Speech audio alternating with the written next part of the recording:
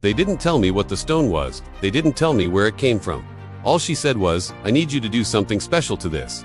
When she placed it in my hand, it looked ordinary, not glowing, not rich or looking, just a dull rough stone you could walk past on the ground and never notice. And yet, she paid more money for this one job than most people make in a month. That's when I knew this wasn't about what the stone looked like, it was about what the stone could become. I've worked with stones and gems long enough to know one thing. Sometimes the most valuable things hide inside the ugliest shells, and sometimes they're hidden so well that even experts miss them. I examined the surface first, cracked edges, dusty texture, darrow shine. If you saw this in a riverbed, you'd kick it aside without thinking twice. But when I held it under light and turned it slowly, something felt off. The way it absorbed light wasn't normal. It wasn't reflecting like quartz. It wasn't dull like limestone. It had this strange depth, like the light was getting trapped inside it. That's usually the first sign something rare is hiding beneath the surface. Before doing anything, I asked her one question. "What do you want this to become?" She smiled and said, "I want to see what it really is." That's when the real work started. The first step wasn't cutting, it wasn't polishing, it wasn't even cleaning, it was patience. Because rushing a stone is how you destroy whatever is inside it. I washed off years of dirt and mineral buildup. Slowly, carefully, layer by layer. Even after cleaning, it still looked unimpressive. And that's the part most people don't understand. Rare stones don't look rare at first. They look like nothing. I ran a few basic tests. Weight, density, hardness, heat reaction. And that's when my expression changed. Because the numbers didn't match any normal rock. The density was too high. The hardness was inconsistent. And the way it responded to light pressure was unusual. That's when I realized this stone wasn't just a stone. It was a container, a shell, a disguise. I warned her that once I started modifying it, there was no going back. Sometimes you reveal beauty. Sometimes you destroy it forever. She didn't hesitate. Do it. So I began removing the outer layer, millimeter by millimeter, slow grinding, no shortcuts. At first, nothing changed. Still dull, still boring, still looking like a rock you'd step on. But then, a tiny flash appeared. Not shine, not sparkle. A flash, like something inside blinked at the light. That's when my heart rate picked up.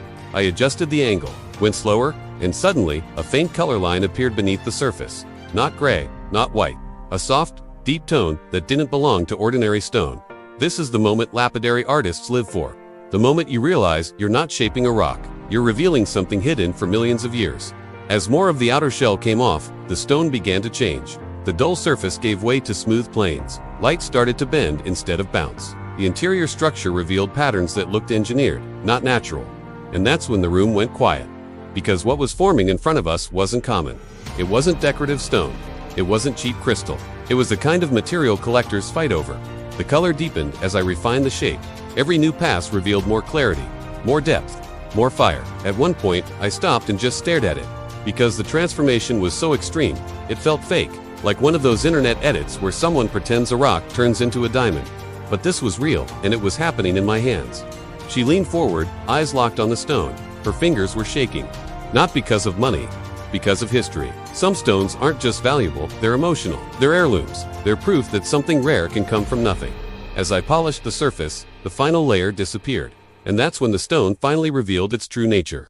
The dull shell was gone. In its place was a gemstone-like core with depth, glow, and internal light play that you only see in rare specimens. It wasn't something you'd find in a jewelry store window. It was the kind of piece museums label with long descriptions and security guards nearby. She didn't speak, she just stared. I handed it to her, the same stone she gave me hours earlier.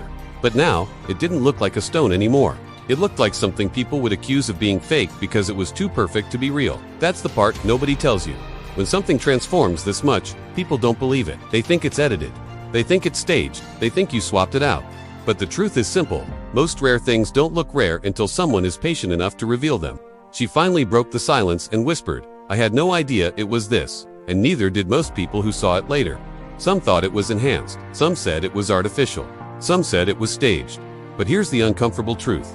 The world is full of stones like this. Ordinary on the outside. Extraordinary on the inside. They sit in rivers. They sit underground. They sit ignored. Because most people don't look twice at what doesn't shine. And that's why this transformation shocked everyone. Not because the stone changed, but because people realized how often they walked past rare things without knowing it. So next time you see something ordinary, a rock, an object, a person, remember this. The most valuable things in the world don't announce themselves. They wait to be discovered.